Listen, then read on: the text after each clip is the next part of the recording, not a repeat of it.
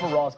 Ali Boros, thank you so much for joining us. Give us an understanding. The provision of Section 305, I did say historically speaking, it's been a while now since the government of Goodluck Jonathan. That was the last time that we saw a declaration of state of emergency in any part of the country. 3 states, we saw the declaration of state of emergency due to security situation. But the president has also alluded that the political tension is leading to security situation in Rivers State, leading him to declare a state of emergency. Legally speaking, was the president right? Yeah, first and foremost, thank you for the opportunity. And then let's quickly cast our mind back when the president was in opposition. I agree that once there are challenges, the president has the power by virtue of Section 305. And if you also look at Section 11 of the Constitution, the National Assembly can make, laws for public order and public security for any state. But when the president was in opposition, when the state of emergency was declared, and you talked about was declared, let us cast our mind back to the position of the APC there, ACN.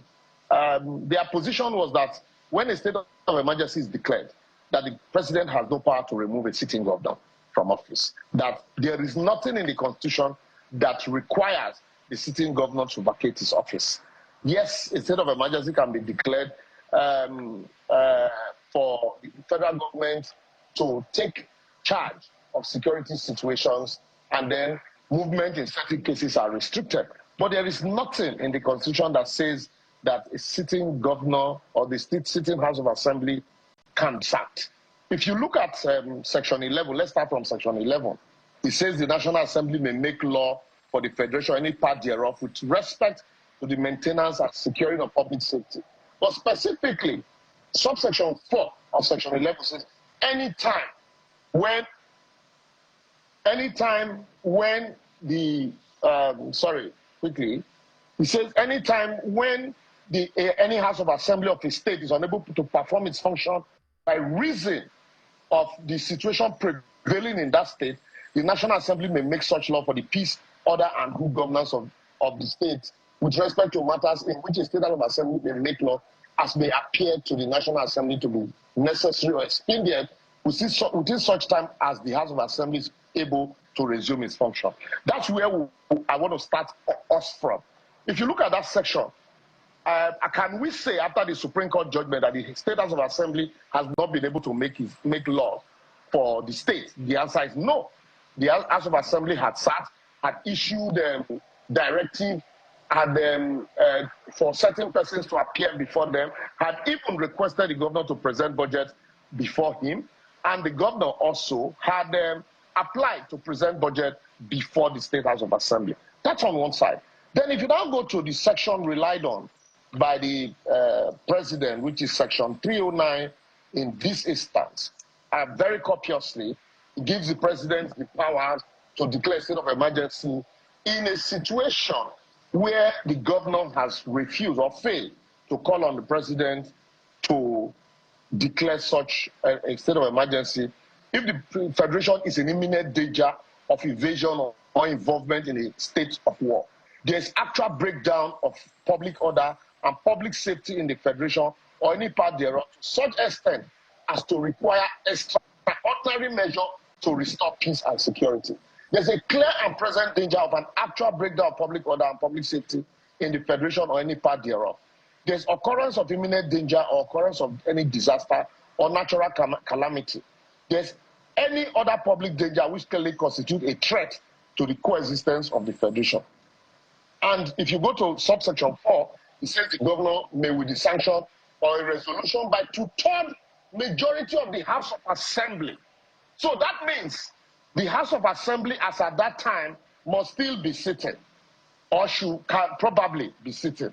But in any case, if you look at subsection 5, the president may issue a proclamation of a state of emergency in any case to which the provision of subsection 4 of this section apply, unless the governor of the state fails to, within reasonable time, to make a request to the president to issue a state of proclamation. So in that case, even when the governor is making a request, the governor will not be making a request so that the president will declare a state of emergency and sack the governor and then sack the State House of Assembly.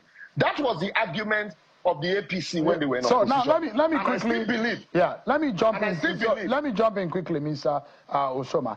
The president didn't use the word sack or removal. He used the word suspended.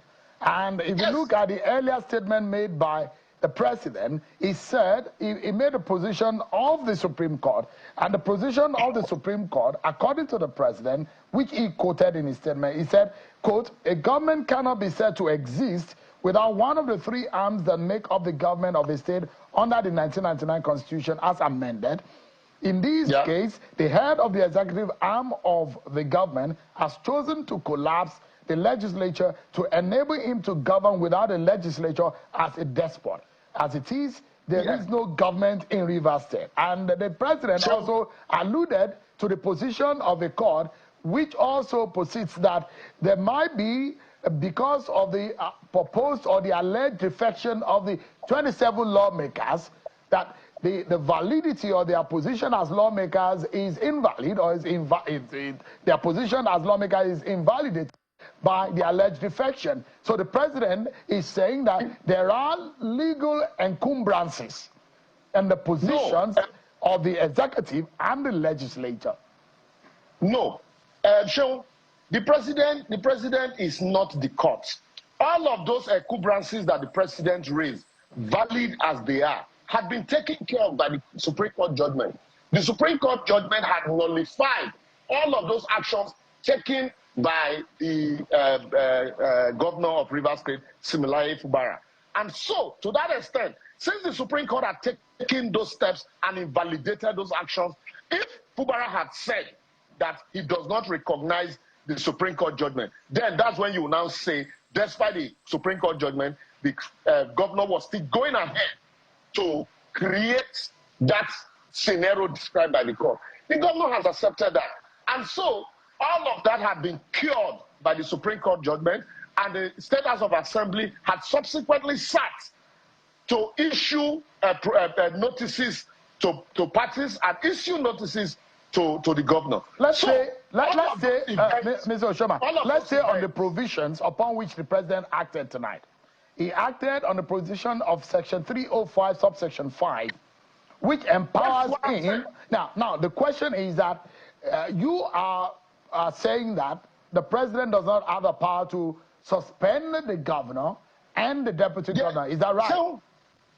So, there's nothing in this section that says that once a state of emergency is declared, and that was the president's position when he was in opposition. Procedurally, Mr. Oshoma, just a moment. Procedurally, if there is a declaration by the president and a state of emergency in the state, what would follow procedurally?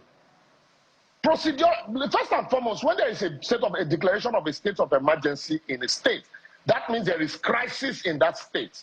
What should follow? Because we operate a federation, the state laws usually govern that state. It is the State House of Assembly that makes laws. And so, for any federal agency to make incursion into such a state, there must be a state of emergency for the federal government to make incursion into that state. And then, but in this case, and not to suspend elected government official. That's what I'm saying. That so state of emergency is okay to be declared for the federal government to collaborate with the state institution. And in some cases, when state of emergency is declared, some rights are limited. For example, the freedom of movement can no longer be absolute because there is imminent danger or threat to danger. But there is, if the Constitution wanted the governor and the State House of Assembly to be suspended, certainly the Constitution would have spelled it. The Constitution did not provide. Section 305, subsection 5, did not say an administrator shall be appointed for such a state. That is my position. So, let's look at it. Let's look at it, Mr. Oshoma. It is not explicit in the Section 305 of the what happens when the president declares a state of emergency. In some other situation that we have seen historically in Nigeria and legally speaking, under the provisions of the Constitution, is such a case where state government approach the federal government to say, come and declare a state of emergency. In that case, it is natural what could happen. look at the literal and the English meaning of state of emergency. And I'm going to read. Yes. It means that where there is a danger or disaster in which government suspends normal constitutional procedures in order to regain control. So there will be the question, in a case where there is a political crisis involving the governor, leading to crisis that is tending to security threat in the state, what would you do? Would you leave one party and ignore the other party? Because in this case, you are alluding to the fact that the president should have left the status quo, leave the governor, leave the deputy governor. What will happen with the weakest side of the divide? What is required is to leave the democratically elected government and deal with the security challenges in the state. It is not the security challenges. You can say they are fallout of the crisis between the executive and the legislature in the state. But there are security threats, imminent security threats, and there might be impediments. There might be state laws that are impeding the application of federal authority in that state. When a state of emergency is declared, it is those application of state laws that are usually suspended, and not the democratically elected government officials like the State House of Assembly and the state governor. And that is why I have said that if you look at section 4, subsection 4 of section 305, in some cases, it is the governor that can even invite, the president to declare a state of emergency, where the powers, where the challenges, the danger is beyond the powers of the state. Does a governor invite the president to come and sack him from office? The answer is no. Secondly, if you look at subsection 5, where the president declare and the governor has failed to reach out to the president to declare, it is not stated there that a sole administrator shall be appointed in a democratic setting. That's basically what I'm saying. You deal with the security challenges, the security issues confronting that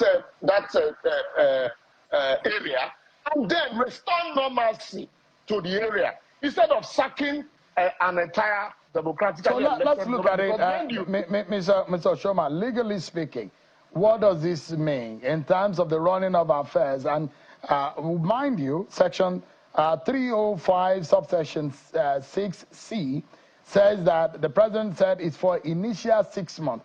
But the subsection 6C provides that the presidency has a power to extend by another 6 months if the situation remains. But before then, the state of emergency is not absolute. If you look at subsection 6, paragraph B, if it affects the federation or any part thereof, and within 2 days, when the National Assembly is in session, or within 10 days when the National Assembly is not in session, after its publication, there is no resolution supported by 2/3 of the members of the National Assembly, National Assembly approving the proclamation. So if within 10 days, when the National Assembly is not in session, or within 2 days, when they are in session, the National Assembly fails to, support this resolution by 2/3 majority, automatically the state of emergency is vacated. It is when the National Assembly adopts and supports it, that's when it can last for 6 months and then subject to another extension. So now, I am saying, you remember the debate when Goodluck Jonathan declared state of emergency in 3 states. Shehu, let's go back to that debate. What was the debate? Because then PDP was in government, APC was in opposition. What was the position of APC? That governors should, and the House of Assembly cannot be sacked. That is not stated in the constitution. So why are they doing it differently this time? Now, in part, you think that there is a breach. And your position is that there is a breach by what the president said. This has been gazetted, mind you, so it's become law and is imposed on that state. It comes into effect. Now, it then means that Vice Admiral Ibas is going to take charge of the state, is going to be, in some way, going to be the legislature and the executive, because there is no legislative arm of government in the state. If there is any law to be made, it's taken to the federal, to the National Assembly. The FEC also can make some policy for the state. Those are the provisions as stated by the president, which I think also will be captured in the Gazette that the president has mentioned. But going forward from here, what do you think are the options available to Governor Siminalayi Fubara? Because is now going to be on the receiving end, isn't it? Yeah, I had said consistently, on a sober moment now, I'd said consistently that, yes, I agree that Fubara committed impeachable offenses, and that it was left for the State House of Assembly to deal with. And the impeachment, going ahead to impeach me, for me, was a too sudden a blow. And I also had expected, similarly Fubara, with all due respect to him, to reach out to his estranged godfather, Wike. Only two of them could sit down and resolve all of these issues. But the drums of war that the supporters of both Fubara and Wike were beating, you know, the drums have not even started and the state of emergency is already declared. And democratically elected institutions are suspended. It will not. It is not for the betterment of Rivers State, really. I expected that maturity should have been allowed to play in this game, and both parties would sit down, look themselves eyeball to eyeball, and then shade their grievances for the betterment of the state. But this what do you call it, high-handedness on the part of both sides didn't help matters, and it will not help matters, no matter how they want to look at it. Liberals Oshoma, thank you so much indeed for your legal analysis on this matter. The reference back to Section 11, which talks about the role of the National Assembly, and of course the substantive section that the President relied on, Section 305, subsection 5, and if anything goes wrong further in the coming months, whatever, because we see how the President has also drawn in the leadership of the National Assembly, which looks so much that the President also got the nod of members of the National Assembly. It does look to me that we are in for a long ride in this state of emergency journey. Thanks so much, Liberals. I think so. Thanks so much, Liberals, for your time.